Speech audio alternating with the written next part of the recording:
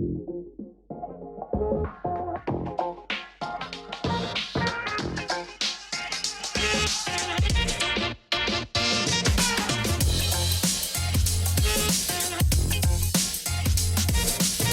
everyone. This is your host, Akil Jabbar, and welcome back to another episode of SaaS District.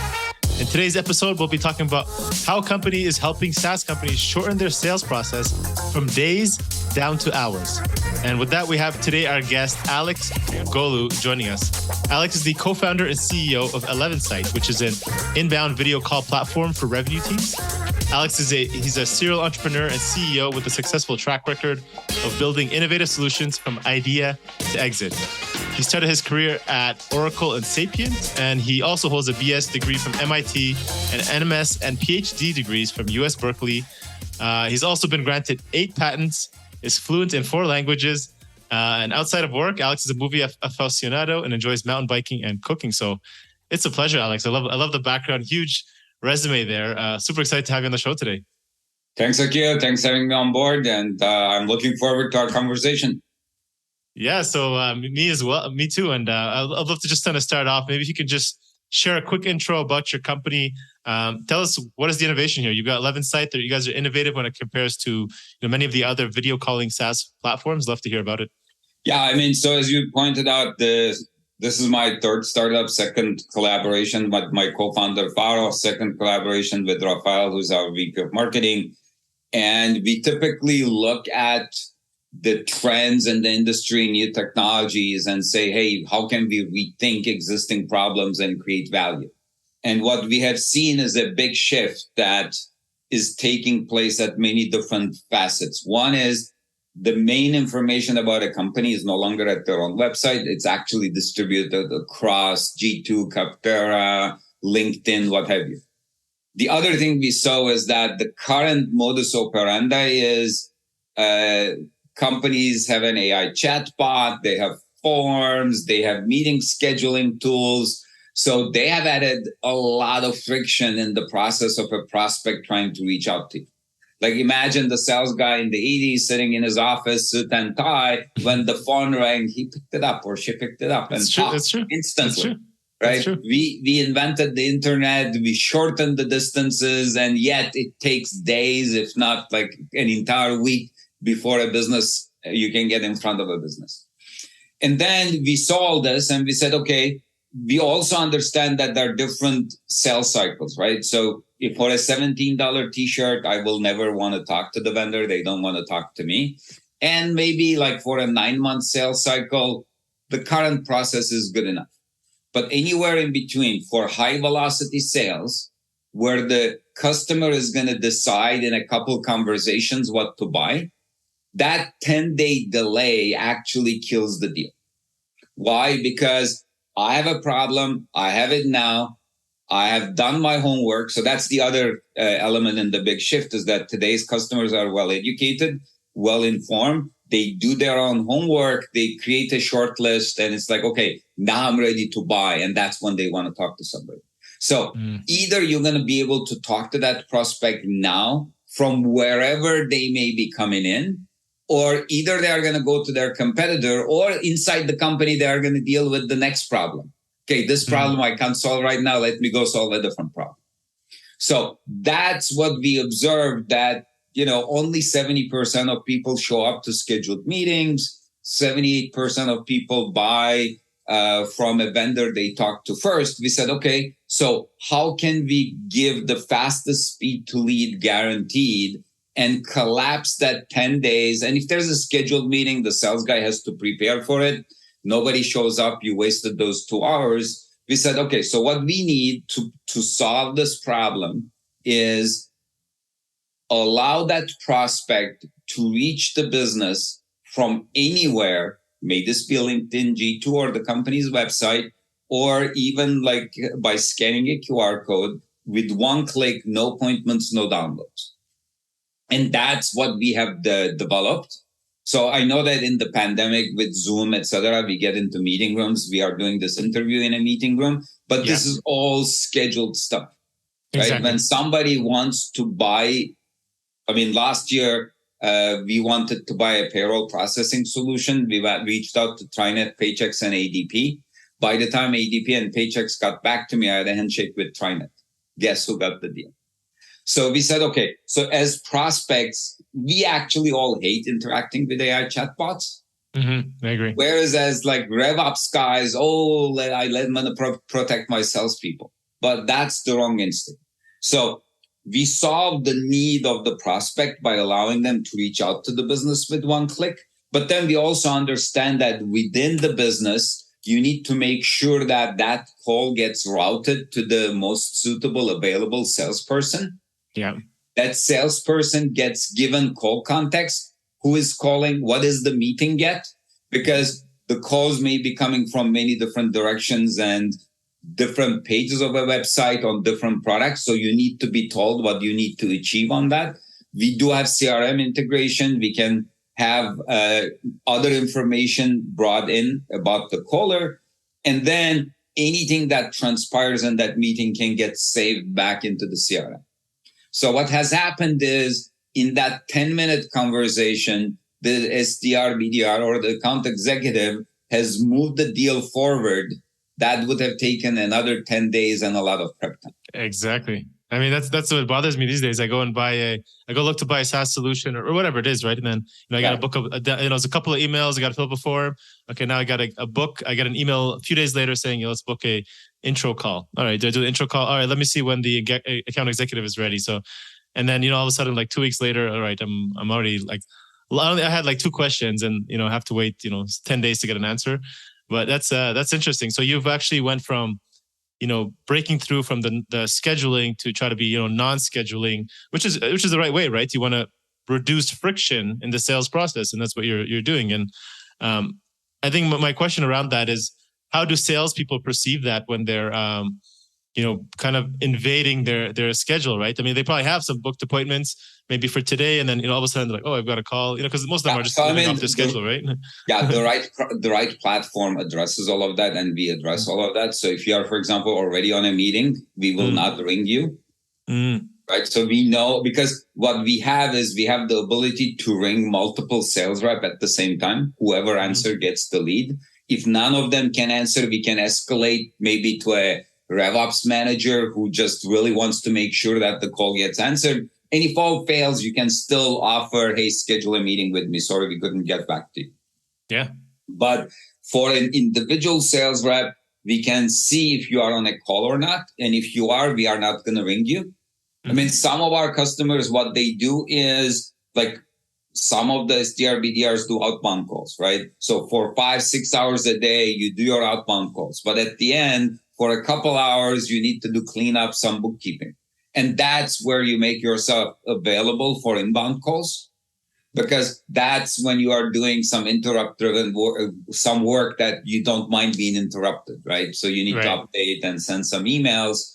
So you can create a schedule which basically fits into existing workflows. It's just that you carve out a piece that, okay, so these hours, these 2 people will answer, those 2 people will answer, and the rest of the processes continue as they used to.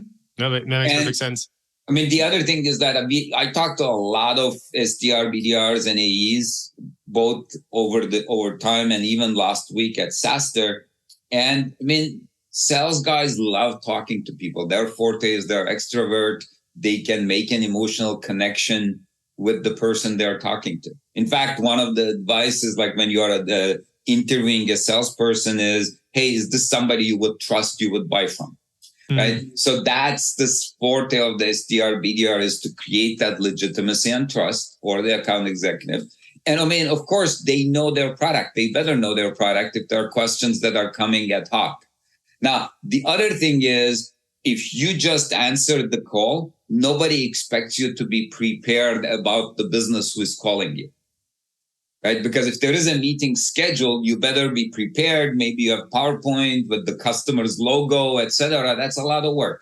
Whereas if the call comes in, it's only natural that as the SDR, I ask you a few questions to get to know you. I have the license to do that. And that makes ultimately the SDRs or the salesperson life a lot easier. They can be in their element and in real time build a rapport, figure out, okay, is this a qualified customer? What is their need? Can I satisfy this, or do I need to transfer this call to an account executive who will take it to the next level? Or maybe I schedule a meeting, right? So depending on the context, the get may be, hey, just get them, come to our website and put in their credit card, sign up. Maybe it's like, okay, I need to escalate this call in real time because they need a couple more questions answered before they give us the card. Or maybe it does require 2-3 meetings before you actually close that account. Then schedule a meeting, make sure that all of the information is put into your CRM. And next time they call in, that's when you close. And, just to try to understand, and I completely agree. So I guess the fundamental of all that is the friction is also for building trust, which I guess is the foundation for building any relationship. You want to get that as quickly as possible. That helps the sales cycle. From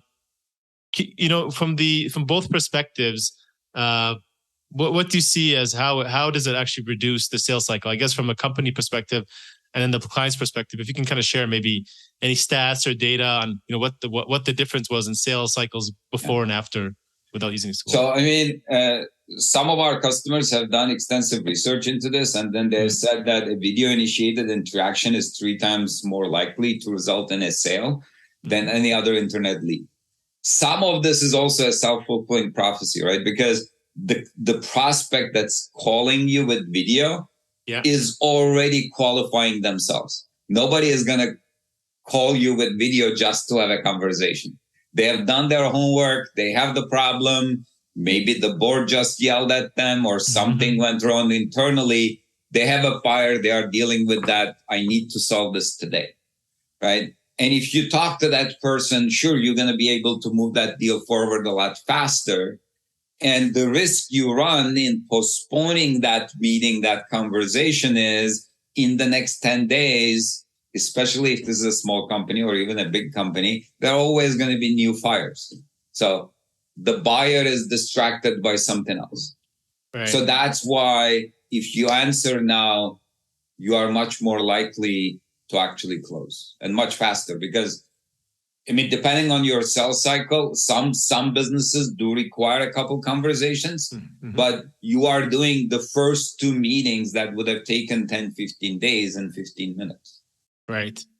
And do you find that this works better in some, so you mentioned one thing, which is, sales cycle as an important point to see if this is a good fit for you. Is there other, whether it's industries or type of businesses where you see this is, works better versus others, and maybe some places where it wouldn't apply well? So, ironically, it's the sales cycle and the value of the customer. It needs to be more than $1,000 or so, so that it warrants a conversation.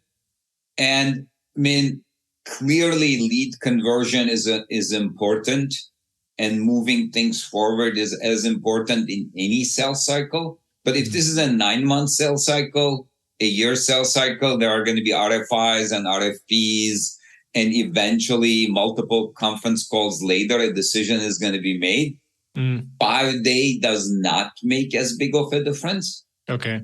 On the other hand, if this is a 30 to 60 day sales cycle, 1 or 2 people will make the decision. It makes a huge difference because for all you know, the person you are talking to is the decision maker. Right. Beyond that, we have had successes in B2B SaaS companies, but we also have successes in B2C, like buying a car. It's more of a one person, they do their homework and it's now about to figure out the financing and buying it.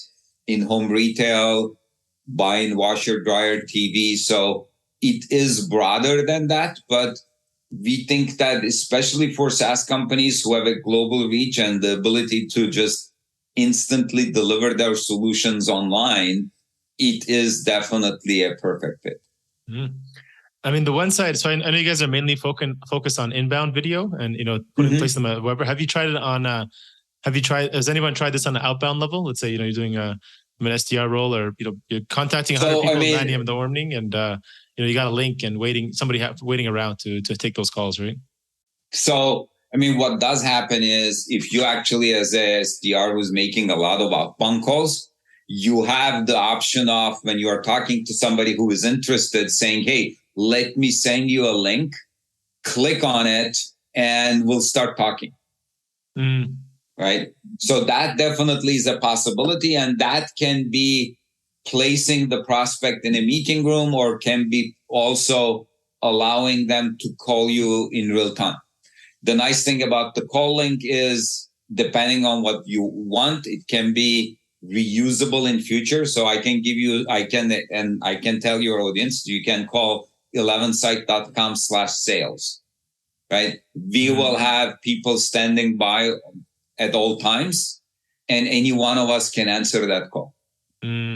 Right? You can call me directly at 11site.com/Aleks. That's my digital sort of communication identity. You get me or only me, whereas sales, anybody can answer, and then they can still transfer to me. Right. I'm now sort of jumping ahead, but like anybody who's listening to this podcast and has a question, has wanted to talk to me, you can definitely call me directly, or just call our sales line from our website. They'll transfer you to me. Wow. I mean, another kind of maybe bootstrap way of looking at that. I mean, you can also send those emails, and then I know we're for example, we're using Zoom link right now, and you can just be like, hey, join this call right now. Click here, and I'll be waiting. But you'd have to be like sitting on a Zoom meeting all day, basically, right? Yeah. So that doesn't work, right? Because then anybody can walk in, and they can walk in onto each other. Right. So the meeting room concept doesn't work. It's like you have an open house and anybody can walk in. Exactly. Whereas if you share what we call an E-line, people are calling you, you answer either on your phone or on your desktop. And if you are in that call, nobody else can come into that call. In fact, it's a secure call. Even we can't listen into it.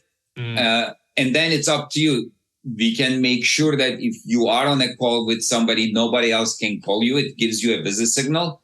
Now, of course, as an individual, you also have the choice of having a backup person. So if somebody calls you directly, you can say, if I can't answer, I have my buddy, he can answer or she can answer the call for me.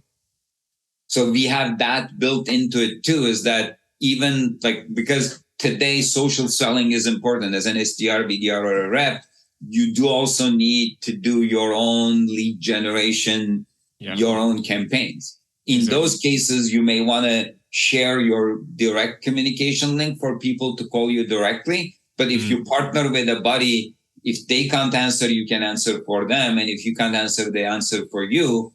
And the nice thing also is all of this is in our system. So you can see the entire call history, who answered, how many calls came, which sources generated more calls, what time of day these calls are coming in. And you see it in our system. We save all of that in the CRM. So at the end of the month, you can see which SDRs created the most number of contacts on those inbound calls for the first time.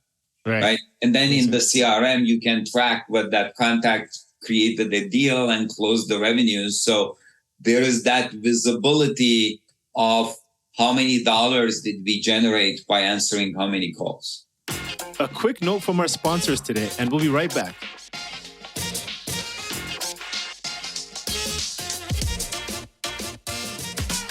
This episode is sponsored by DoFollow.io, a premium link building agency specializing in driving SEO growth for SaaS companies. Do you have great content and want to boost your organic traffic to your website?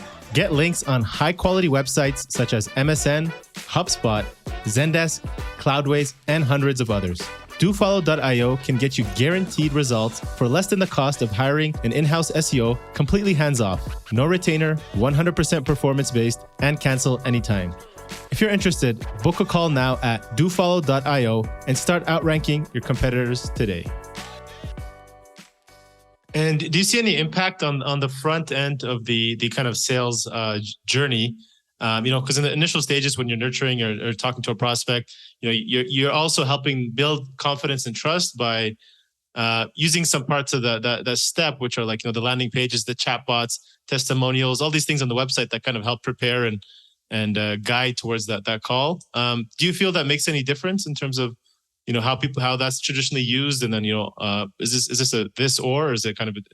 I mean, it's businesses make their own decision of when to offer the video call as an option to their prospects, right? This could easily be a hierarchical chatbot that asks 3-4 questions. Mm-hmm.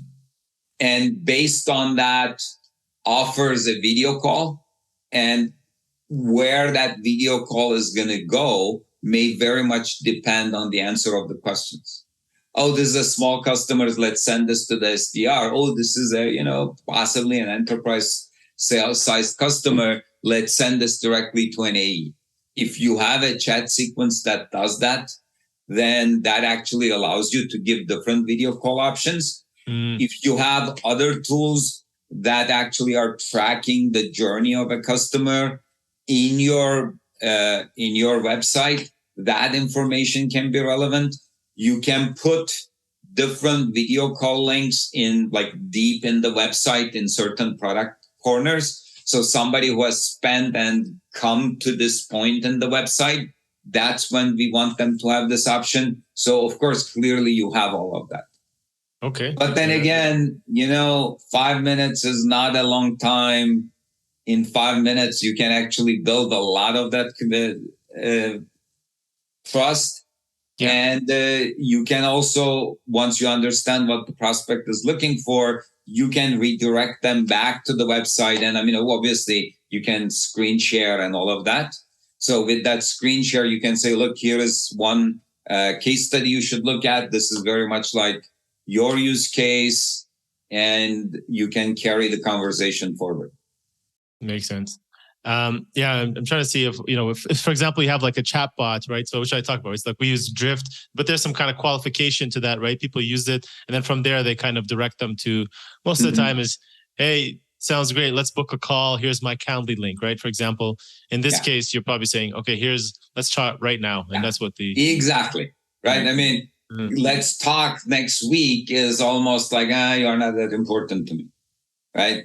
Show me a sales rep or show me a sales team, marketing team that is not in under pressure to generate more leads and more revenues. Everybody wants more leads, more revenues, faster time for conversion. So why, once you have done that, why schedule a meeting? Why not just talk to them right there and then?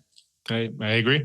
That'll save you a lot of time. And it's just about 10, 15 minutes of your time. Yeah, I agree. I guess my final question around the sales side, and then we can, switch over and shift gears towards the kind of more personal, more rapid fire questions of the show. In your opinion, what is kind of the most critical skill of anyone? This is a big question, by the way. It's pretty loaded. What is the most critical skill of anyone who maybe communicates to others in terms of to help, persuade or influence them in order to make the sales experience more seamless? It's all about understanding what your prospect's problem is and then be able to address that. But that sort of is a quantified way of talking about it. The other is some people you talk to them and somehow you trust them. Others you don't, right? So that's a little bit of intangible. So if you can build quick rapport with a person and you have that empathy, that is the qualified aspect of it. And you can combine that with actual competence about your product so that you can answer questions, unlike an AI chatbot and say, that keeps asking questions as opposed to answering them. That's the difference between a human being, is that we understand questions. If you know how to answer those questions, and hey, you can't answer all the questions. If need be, you can transfer it to the next person. All of that, in fact, transferring to the right person who answers the question further gives legitimacy and trust that, okay, this is a business. They understand our needs, and we will, depending on what kind of questions we have, there will be other people who will answer those. Because when you are doing your homework and you are down selecting 2 to 3 vendors, now the products are more or less equivalent. But do I trust the team? Can I work with them? Will they have my back? Will they support me? Or, when the time comes, once I have paid them, if I call their customer success, they will never answer my call. right? So this entire thing that I'm talking about in sales also applies to customer success, because if it's a monthly SaaS, every month is a new booking. Correct. Right? Sometimes like that quick 5-minute answer solves the problem, and then that creates a tighter bond with the customer. Yeah. And you can even your customer at that point. Depending on the tier of the customer, you may or may not provide video support. Correct. Right? If this is really valuable, then when they log into their dashboard, there is a button that says, any questions, call us. Yeah. This is only $10 a month customer, then maybe you don't offer that. That's right. Yeah. Yeah. I guess until they can build in empathy into a chatbot, I think we're still fine in terms of this business. We have nothing to worry about, but maybe that's your next business idea, Aleks, and I'll support you if you build that one. Cool. Thanks, Aleks. So we're going to shift gears here, move towards the rapid fire questions. You ready to go? Sure. Go for it. Yeah? All right. Starting off, Aleks, number one, what's one activity? I know you mentioned a couple of activities you like to do, but what's one activity you enjoy outside of work that you say gets you into flow state? So I'll give you two activities. One is sleep 8.5 hours a night. So that sort of recharges you. That's an activity, actually. The other is exercise. I mean, I definitely make sure that I exercise at least an hour a day. So this could be mountain biking. This could be going for a long hike. This could be getting onto the exercise bike, but make sure you work out the sweat, sort of get rid of that nervous energy of the day at the end of the day. Yeah, get it all out. What's one piece of advice you wish you had known? And if you can, go back in time, you would talk to and tell your 25-year-old self today? So I'm going to give you an unexpected answer. I would tell that person everything I've done and say, don't do any of this. Do something else. Have a different life. Have a new life. Give yourself a second, totally different life. Cool. Why not? I mean, you've already done it the one way. So this life I already lived. So let's live another one. That's true. That's cool. And what does that look like? If you can dream it up. Who knows? So that's the 25-year-old me who listens to me, who has to decide. Okay. Right? Figure it out. Yeah. Explore it. Yeah, love it. Because go ahead. No, continue. No, I mean, so it's like you ask yourself, what's the meaning of life? And the way I would answer that question is like, it is the limitations in life, things that are challenging that you choose to overcome. You're choosing to, yeah. And we as humans have the advantage, and especially given how we live, we are not that worried about dinner tonight. So we pick our own challenges we want to overcome. So there are a lot of directions you can go in life. So I picked one where I became a serial entrepreneur. So I'm quite happy with that. It fits me. But hey, I could have stayed in academia. I could have taken a industry job, or I can do something totally different of nonprofit, humanitarian. Yeah, artwork, whatever it is. I mean, that's life. Life is the adventure itself, right? Doesn't matter. There's no right path. Yeah. It's just a different color. Yeah. Cool. All right. Then the other question I have is around, specifically in terms of challenges you guys are facing. Is there any big challenges you're facing with continuing to grow and trying to grow 11 sites, or is there anything that you would say keeps you up at night these days? I mean, so we have a distributed team. We have engineering in Turkey, testing in India. We have a core team here in US. Cool. Building that team spirit and keeping everybody on the same page. While on one hand, we now have the ability to have this distributed team, which wasn't possible maybe even 10 years ago. Sure, you would outsource, but you wouldn't talk to your team on a daily basis. Correct. So that's one key thing, because if the team is executing in one direction, then the rest of the problems can be overcome. Yeah. And at the startup, there is no shortage of challenges. You need more resources. You need this, you need that, right? Exactly. Yeah, I understand that. And you're based in the Bay Area, or? Yeah. So I actually are a little bit north of Berkeley. Our CTO is in San Jose. We have people in San Francisco, Sacramento. Even the local team can't get into an office on a regular basis because of the distances. Yeah, we've gotten all pretty lazy to try and make that effort to get together, but yeah, it's comfortable. Yeah, so before the pandemic, it was a question of where would we build the office. The pandemic eliminated the question that we weren't going to be able to answer. There you go. You got your office. I'm looking at it right This now. This is my office. I have two monitors, 2 cameras. So beautiful. But no people. That's the part missing, right? Yeah. Yeah, they are all 2-dimensional on my monitor. Yeah. It's not the same, but that's it's all right. It's not the same to be in the same room on the whiteboard and talk over each other. 100%, yeah. Who or what are the best three resources? That can be books, people that you come across, mentors, or people you follow in the space, who you'd say have been most instrumental to your success over these last few years? When the iPhone came, or whenever a new thing comes, it's like people ask, oh, what's the killer app? Right? So there is no killer app. There is no killer book. There is no killer advisor. In marketing, you need to read different things. In sales, you need to read different things. So, we were part of Alchemist. It was great. We talked to 20, 30 people.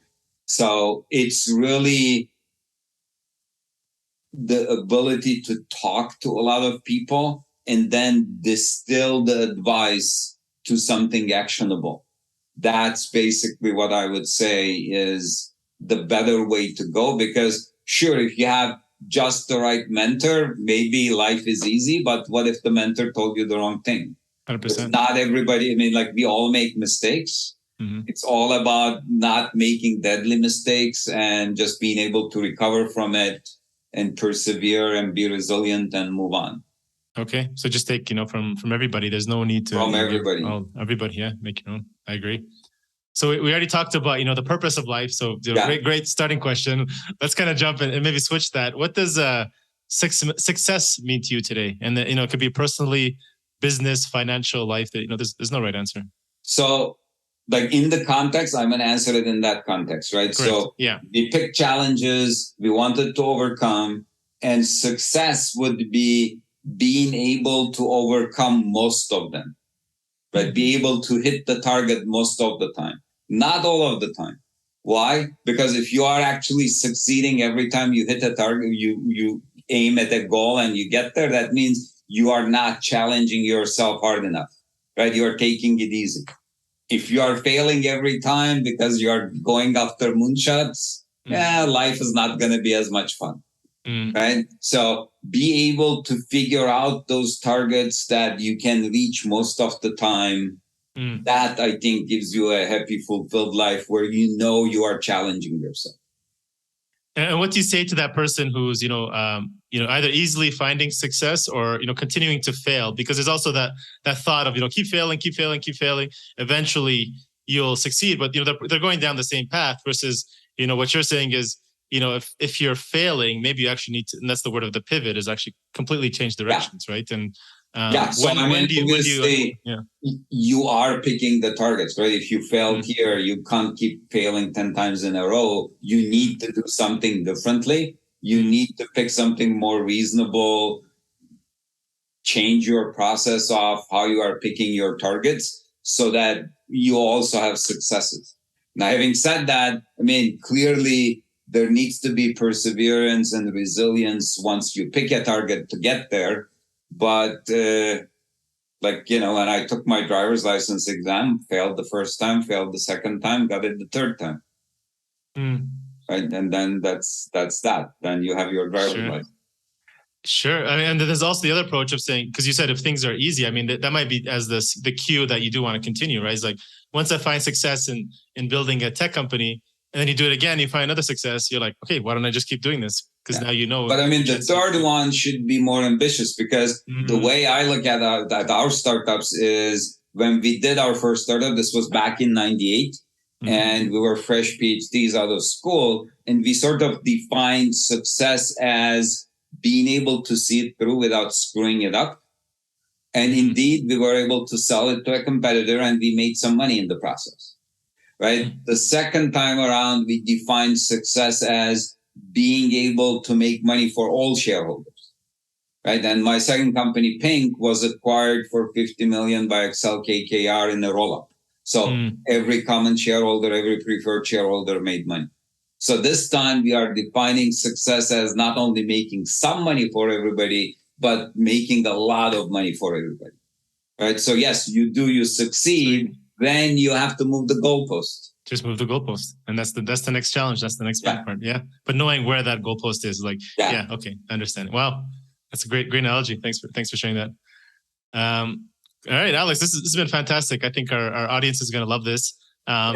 Just last question to kind of wrap things off. Where can founders, anybody listening in, get in touch with you, learn more about you or about your company, 11 Voice? Yeah, so they should definitely come to our website, and they can call us. They can call our sales line, and they will be transferred to me if they have questions. They want to carry this conversation further. They should sign up for our solution. They get it 2 weeks free after that.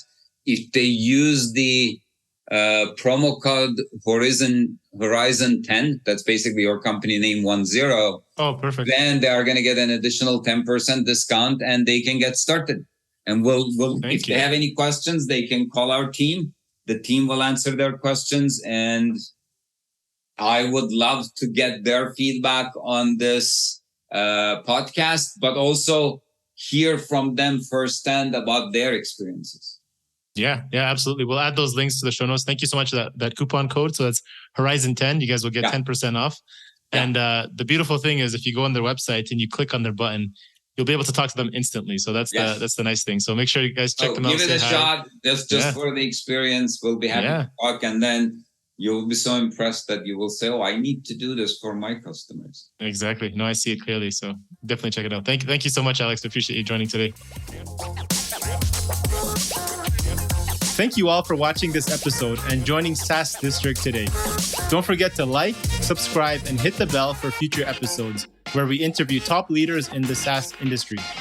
If you're a SaaS company looking to grow and unlock the true value of your business, get in touch with us at Horizon Capital, and myself or one of our consultants will provide a free assessment to help you get there and hit your goals. If you have any feedback or suggestions for this podcast, please comment down below and help us improve our content for you all. Thanks again and see you on the next one.